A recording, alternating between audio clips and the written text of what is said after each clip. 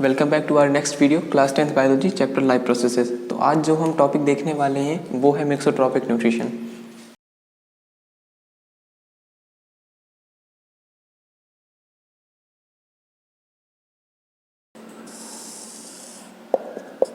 हमने कल दो तरह के न्यूट्रिशन मोड ऑफ न्यूट्रिशन पढ़े थे, ऑटोट्रॉपिक न्यूट्रिशन, हेटरोट्रॉपिक न्यूट्रिशन। तो ये मिक्सोट्रॉपिक न्यूट्रिशन क्या है? मिक्सोट्रॉपिक न्यूट्रिशन क्या होता है? जिसमें हेटरोट्रॉपिक और ऑटोट्रॉपिक न्यूट्रिशन दोनों इन्वॉल्व हों। जैसे कि एक एग्जाम्पल है, पहले डेफिनेशन लिख लेते हैं।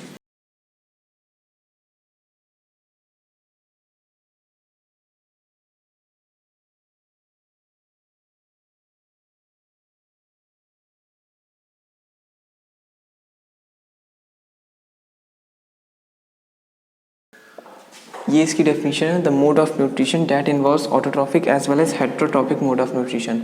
तो जैसे एक यूग्लेना होता है कि इसका एग्जांपल है एक यूग्लेना। यूग्लेना क्या करता है? अपना खुद खाना बनाता है, इट इज फोटोसिंथेसिस करता है खुद के फूड सिंथेसिस के लिए, लेकिन it also depends on dead and decaying organism for food synthesis. तो इसमें क्या करते हैं कि हेटरोट्रॉपिक मोड ऑफ न्यूट्रिशन भी इसने किया। क्या किया कि वो डेड एंड डिकेइंग ऑर्गेनिज्म पे डिपेंड कर रहा है तो हेटरोट्रॉपिक हो गया, और अपना खाना खुद बना रहा है तो ऑटोट्रॉपिक मोड ऑफ न्यूट्रिशन हो गया। इसलिए यूग्लेना जो करता है वो है मिक्सोट्रॉपिक न्यूट्रिशन, मतलब वो दोनों कर रहा है। सो ये था हमारा मिक्सोट्रॉपिक न्यूट्रिशन।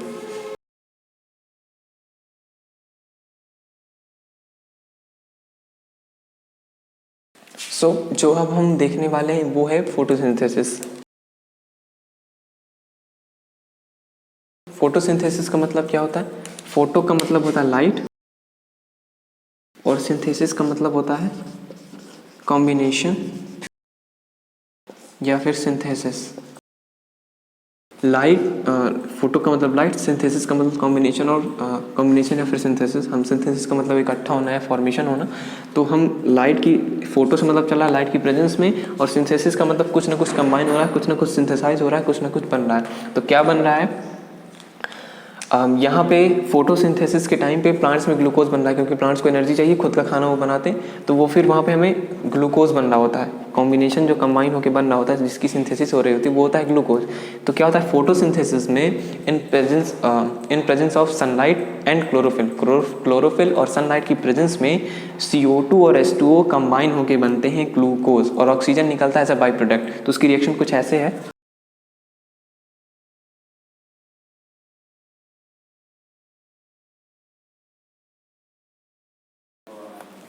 क्या हो रहा है? 6CO2 और H2O बन रहा है, मतलब ये कार्बन डाइऑक्साइड है और H2O पानी मिलके बना रहा है ग्लूकोज, और जो ऑक्सीजन हमारा एज अ बाई प्रोडक्ट निकल रहा है, किसकी प्रेजेंस में? सनलाइट और क्लोरोफिल के प्रेजेंस में। यही ये फोटोसिंथेसिस जो प्लांट्स में होती है।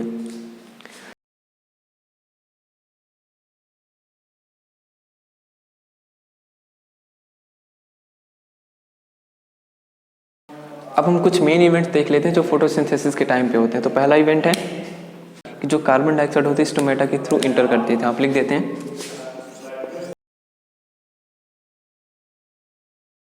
जो CO2 है स्टोमेटा के थ्रू इंटर करती है, सब जानते हैं। फिर इसके बाद दूसरा पॉइंट, और हमने देखा कि CO2 के साथ साथ H2O भी इन्वॉल्व रहता है ग्लूकोज की फॉर्मेशन पे। तो वाटर क्या करता है? वाटर जो होता है,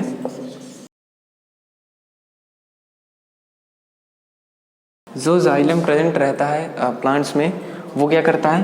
वाटर को एब्जॉर्ब कर लेता है और सारे प्लांट्स की सेल्स में डिस्ट्रीब्यूट कर देता है। ये दूसरा काम। तीसरा काम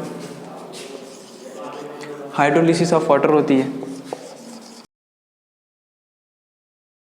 इसके साथ साथ हाइड्रोलिसिस तो होती है, इसके साथ साथ सनलाइट भी एब्जॉर्ब होती है, हम जानते हैं।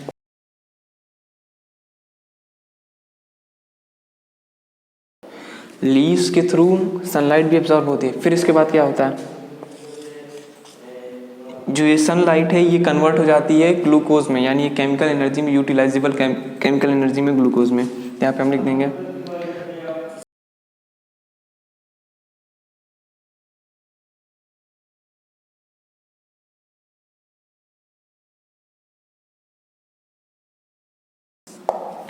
सनलाइट जो है कन्वर्ट हो जाती है यूटिलाइजेबल केमिकल एनर्जी जो कि ग्लूकोज है। अब क्या होता है?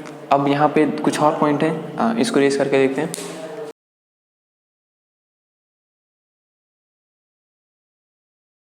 अब इसके बाद क्या होता है, ग्लूकोज फॉर्म हो गया। अब इसके बाद में ऑक्सीजन भी एक हमने देखा था, ऑक्सीजन रिएक्शन में निकल रही होती थी, यहाँ पे ऑक्सीजन बाई प्रोडक्ट की तरह निकलता है।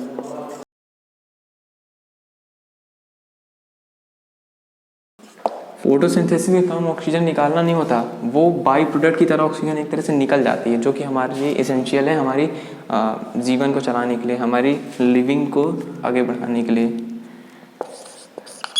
और लास्ट पॉइंट, जो एक्स्ट्रा ग्लूकोज होता है वो प्लांट्स के डिफरेंट पार्ट में स्टोर हो जाता है। जैसे हमारे बॉडी में स्टोर हो जाता है एक्स्ट्रा ग्लूकोज, वैसे उनकी प्लांट्स में भी ऐसा ही होता है, डिफरेंट पार्ट्स में ग्लूकोज, एक्स्ट्रा ग्लूकोज स्टोर हो जाता है।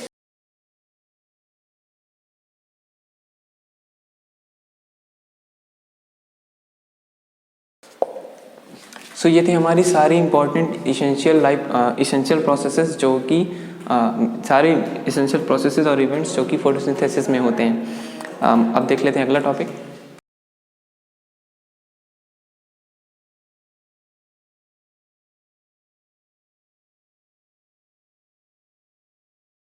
इम्पॉर्टेंस ऑफ फोटोसिंथेसिस, इसे तो हम ऐसे ही देख लेते हैं। फोटोसिंथेसिस की क्या क्या इंपॉर्टेंस होती है। देखिए, सबसे पहले तो ऑक्सीजन, अगर ये फोटोसिंथेसिस नहीं होगी तो ऑक्सीजन नहीं होगी।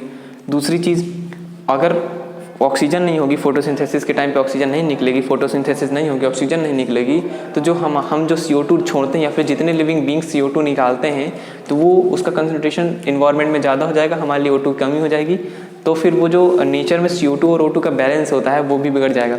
तीसरी चीज़, इंपॉर्टेंस ऑफ फोटोसिंथेसिस में आती है जो तीसरी चीज़, वो ये है, अगर फोटोसिंथेसिस नहीं होगी तो जो फूड होता है, मतलब क्योंकि प्लांट जो ऑटोट्रॉफ से खुद फूड बनाते हैं, तो हमें जो वो जो फूड बनाते हैं, फूड से वो फ्रूट में जो स्टार्च वगैरह स्टोर करके रखते हैं, जो फ्रूट्स वगैरह हैं, वो जो हमें रेडीमेड फूड मिल रहा है वो भी नहीं मिलेगा। तो हम जी नहीं सकते इस तरह, या फिर कोई भी लिविंग ऑर्गेनिज्म जो प्लांट्स पे डिपेंड है।